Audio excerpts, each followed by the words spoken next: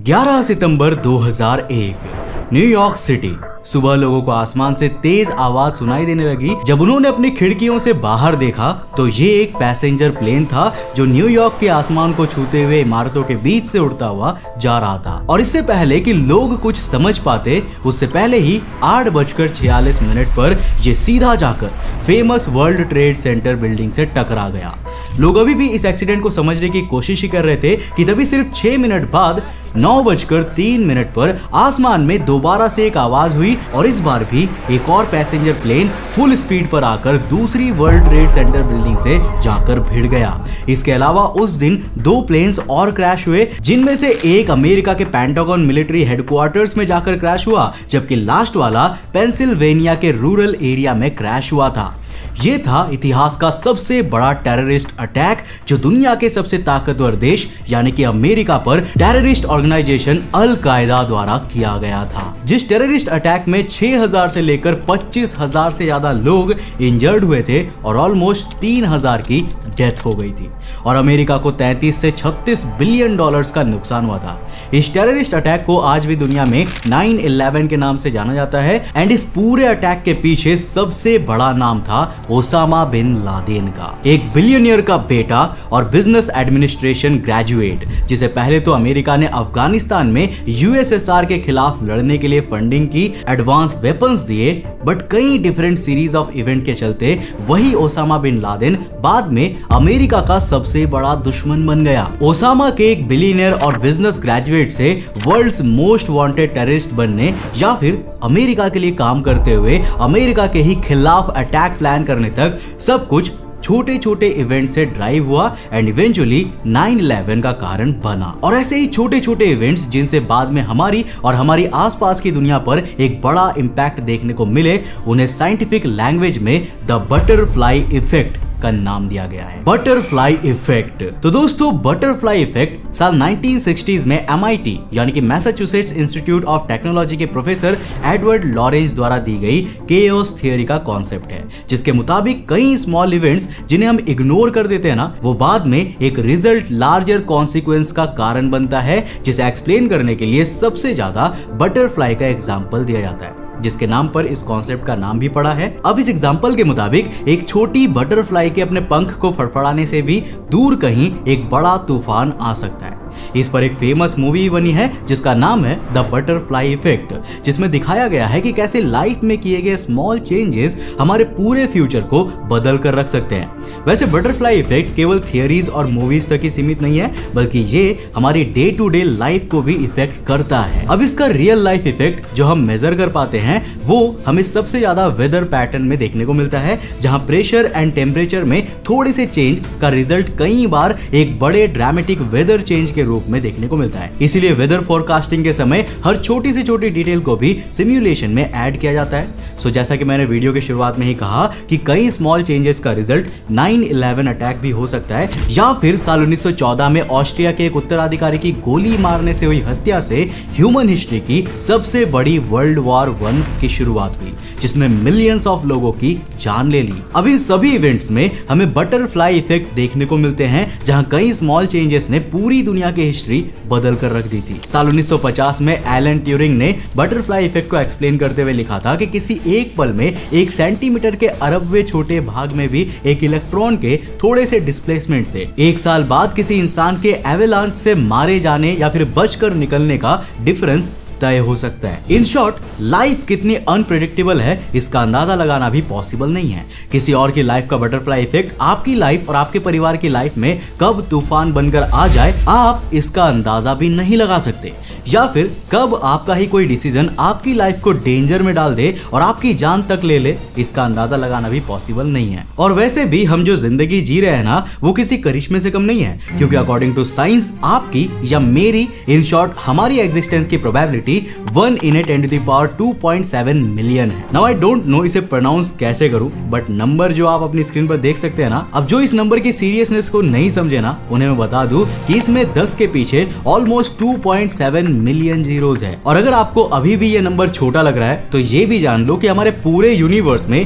Total atoms का number he 10 to the power 80 है, जो दिखाता है कि हमारी ये लाइफ कितनी ज्यादा रेयर है। बट ये लाइफ आपके और मेरे पास कब तक है? नाउ आई नो इसका आंसर ना आपके पास है और ना ही मेरे पास। इन शॉर्ट इसकी कोई गारंटी नहीं है कि आज आप जिंदा है तो कल भी आप जिंदा होंगे। वैसे भी आजकल लाइफ इतनी अनसर्टेनिटी से भरी होती है कि कब क्या हो जाए किसी को कुछ पता ही नहीं होता। पर क्या आपने कभी ये सोचा है कि अगर आपको कुछ हुआ तो उस सिचुएशन में आप पर डिपेंडेंट आपकी फैमिली का क्या होगा? ऐसी सिचुएशन में जहां आपकी पूरी फैमिली यानी कि आपके मॉम डैड, अगर शादी हो गई है तो आपकी वाइफ, और अगर बच्चे हैं तो उनकी एजुकेशन, ऊपर से अगर आपने होम लोन या कार लोन लिया हुआ है तो ये सब आपकी मंथली सैलरी पर डिपेंडेंट होते हैं। और अगर इसी दौरान खुदा ना खास्ता आपके साथ कुछ बुरा हो जाए तो अब ऐसा कोई नहीं होगा जो आपकी फैमिली और आपके बच्चे के फ्यूचर का ध्यान रख सके। भला आपके अलावा आपके परिवार के लिए कोई थोड़ी ना इतना कुछ करेगा।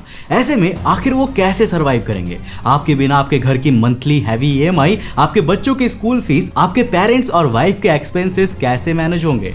आई नो ये काफी टेरिफाइंग है और मैं भी कई बार इस बात को सोचकर डर जाता हूँ। एंड एज आई सेड कि मौत एक ऐसा सिनेरियो है जिसको कोई भी प्रिडिक्ट नहीं कर सकता। ये किसी भी उम्र में आ सकती है, चाहे आप 20 के हो, 25 के हो, 30 के हो या फिर 50 के ही क्यों ना हो।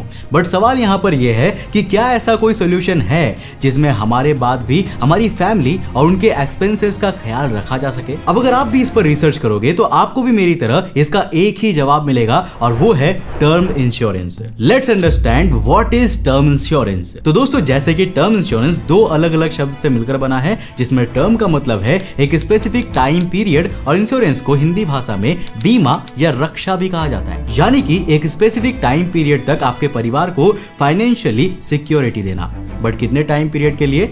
वेल ये डिसीजन आपका है। But according to data mostly term insurance 65 या फिर ज्यादा से ज्यादा 75 एज तक के बेनिफिशियल होते हैं। अब देखो वैसे भी ज्यादातर यही देखा जाता है कि 65 से 75 की एज तक लोगों पर ज्यादा रिस्पॉन्सिबिलिटी नहीं रहती, क्योंकि इस पॉइंट ऑफ टाइम तक बच्चे भी इतने बड़े और केपेबल हो जाते हैं कि वो खुद अपनी अर्निंग से अपनी लाइफ को आगे बढ़ा सके। इसलिए मोस्टली इस टाइम पीरियड पर आप उनका नहीं बल्कि वो आपका ख्याल रख रहे होंगे। पर उससे पहले तक उन्हें आपके प्यार और आपके फाइनेंशियल सपोर्ट की जरूरत होती है, जो कि आपके जीते जी तो उनको मिल ही रहा है। लेकिन आपके ना होने पर भी एक टर्म इंश्योरेंस ये इंश्योर करेगा कि आपके जाने के बाद आपकी फैमिली सर्वाइवल के लिए परेशान ना हो, आपके माता पिता को अपना बुढ़ापे का जीवन जीने में परेशानी ना हो, और अगर आपकी शादी हो चुकी है तो आपकी वाइफ और आपके किड्स को आपके बिना फाइनेंशियल प्रॉब्लम्स का सामना ना करना पड़े। बट देखो रियलिटी तो यह है कि आज भी बहुत से इंडियंस टर्म इंश्योरेंस के बेनिफिट्स को नहीं समझते एंड इसका खामियाजा उनके बाद उनकी फैमिली को उठाना पड़ता है। पर अब आपके मन में एक सवाल होगा कि how will term insurance secure my families future? तो इसके लिए पहले आपको डिसाइड करना होगा कि आपको कितने इंश्योरेंस कवर की जरूरत है। देखो नंबर ऐसा होना चाहिए जो आपकी सभी एग्जिस्टिंग लायबिलिटीज को पूरा करे और उस अमाउंट से आपकी फैमिली आपके बिना भी अपने एक्सपेंसेस 15 से 20 साल तक अफोर्ड कर सके।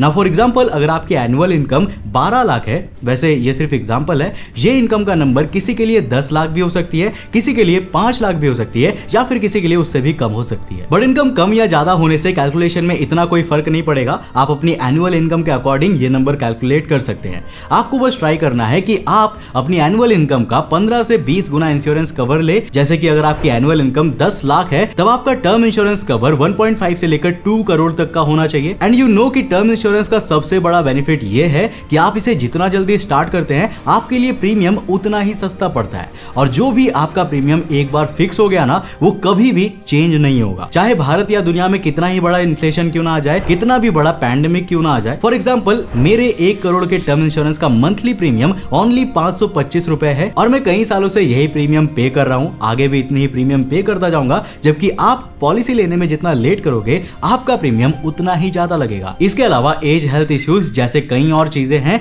जिनके कारण आपके प्रीमियम की अमाउंट ऊपर नीचे हो सकती है, जिसे आप पॉलिसी बाजार पर भी जाकर कंपेयर कर सकते हैं। अब जैसे कि जब मैं पॉलिसी बाजार पर जाकर वहां पर टर्म इंश्योरेंस सिलेक्ट करता हूं तो मेरे सामने कुछ ऑप्शंस आते हैं जिसमें मेरी salary and qualification related questions पूछे जाते हैं जिन्हें आप अपनी प्रोफाइल के मुताबिक आंसर दे सकते हैं। अब यहाँ पर मेरे सामने अलग अलग कंपनी के टर्म इंश्योरेंस प्लान आते हैं जहां मुझे 1 करोड़ का टर्म इंश्योरेंस केवल 525 रुपए पर हर मंथ के प्रीमियम पर मिलता है। बट मेरा यहाँ पर यही सजेशन है कि आप अपनी हेल्थ से रिलेटेड क्वेश्चंस के बारे में बिल्कुल ऑनेस्ट रहें। इसलिए मेरा सबसे अच्छा सजेशन यही होगा कि आप इसके लिए सीधा टर्म इंश्योरेंस लेते वक्त पॉलिसी बाजार के रिप्रेजेंटेटिव से कॉल पर बात कर ले, जो आपके हर एक सवाल का जवाब देंगे। और अब आती है सबसे इंपॉर्टेंट क्वेश्चन की बारी।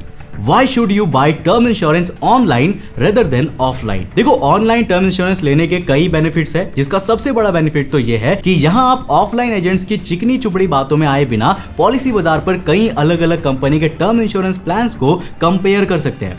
ऑल्सो आपको यहाँ पर 10% का डिस्काउंट भी देखने को मिल जाता है, जिससे आपका पॉलिसी लेते वक्त प्रीमियम अमाउंट कम हो जाता है। अब वैसे भी पॉलिसी बाजार पर सभी रेप्यूटेड ब्रांड ही लिस्टेड होते हैं और इतने सेफ ऑप्शन आपको ऑफलाइन नहीं मिलने वाले। ऊपर से देखो, पॉलिसी बाजार के बजाय अगर किसी इंडिविजुअल से आप ऑफलाइन टर्म इंश्योरेंस लेते हैं तो इसकी कोई गारंटी नहीं है कि आपका प्रीमियम पॉलिसी में जा भी रहा है या उसके जेब में जा रहा है। बट पॉलिसी बाजार में आपको इस तरह की चिंता लेने की कोई जरूरत नहीं है, क्योंकि यहाँ पर आपके और आपके एजेंट के बीच की कॉल्स को सिक्योरिटी के लिए रिकॉर्ड किया जाता है। ऑनलाइन टर्म इंश्योरेंस लेने का सबसे बड़ा बेनिफिट यह है कि पॉलिसी बाजार पर आपको काफी लो प्रीमियम मिल जाते हैं। ऊपर से वुमेन्स के लिए यहाँ और भी अच्छे प्लान्स देखने को मिल जाते हैं। And lastly, online term insurance लेना ऑफलाइन के मुकाबले काफी इजी और सेफ होता है, जिसमें आप खुद अपने टर्म इंश्योरेंस पॉलिसी का फॉर्म भरते हैं। ऐसे में आप मेक श्योर कर सकते हैं कि आपकी जरूरत के मुताबिक सभी बॉक्सेस चेक हो। सो अगर आपको अपनी फैमिली की सिक्योरिटी के लिए टर्म इंश्योरेंस लेना है तो आप डिस्क्रिप्शन में और पिन्ड कमेंट में दिए हुए पॉलिसी बाजार के लिंक पर जाकर वहां पर अलग अलग कंपनीज के टर्म इंश्योरेंस को कंपेयर करते हुए अपनी जरूरत के हिसाब से